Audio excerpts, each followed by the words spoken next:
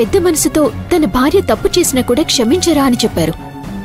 అది అర్థం చేసుకోకుండా మాధవ్ మీతో అలా మాట్లాడటం నాకు కూడా బాధగానే అనిపించింది బావా.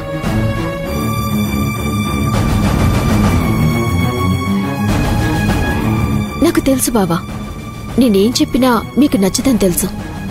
కానీ నా బావ బాధపడుతూ ఉంటే నేను చూడలేను. అందుకే ధైర్యం చేసి మీతో మాట్లాడాలని వచ్చాను. ఏంటి నువ్వు? అసలు అన్నదమ్ముల మధ్యలోకి నిన్ను వెళ్ళొద్దని ఎన్నిసార్లు చెప్పాను? ఒకసారి వెళ్ళావు, ఏం జరిగిందో తెలుసు కదా.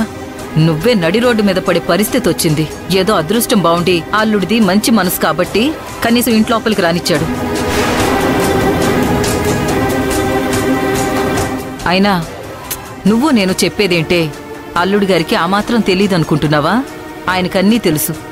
ఎవరేంటో కూడా తెలుసు. ఏం చేయాలో తెలుసు. అది కాదమ్మా, బావనంటే భార్యగా నేను మాత్రం ఎలా తట్టుకుంటాను? మీ బావనేమన్నాడే? తన భార్యను అన్నాడు. వాళ్ళ భార్య గురించి మాట్లాడొద్దు అన్నాడు. దానికి అన్నదమ్ముల మధ్య ముడిపెడతావేంటి? సరే, మన ముందు ఈరోజు మాధవ భూమిని అది ఇది అన్నాడు.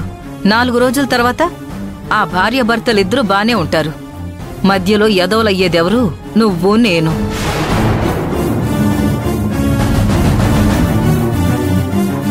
అన్నదమ్ములన్నాక వాళ్ళు అనుకుంటూ ఉంటారు, మళ్ళీ కలిసిపోతూ ఉంటారు.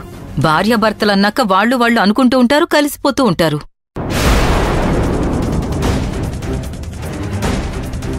అయ్యో, అన్ననెలా అన్నాడే, భార్యని బాధ పెడుతున్నాడే అని నువ్వు బాధపడాల్సిన అవసరం ఏం లేదు. నా తమ్ముడు అన్నా పర్వాలేదని అల్లుడుగారు అనుకుంటారు.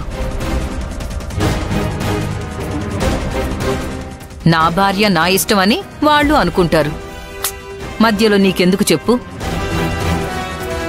సర్లే అమ్మా, నువ్వు చెప్పేది నిజమే. బావ మీదున్న ప్రేమతో, ఇంటి పరువు పోకూడదన్న బాధతో నేనేదో చెప్పాలని అనుకున్నది చెప్పాను. చెప్పి చెడ్డదన్నవడం ఎందుకు? వెళ్దాం పద.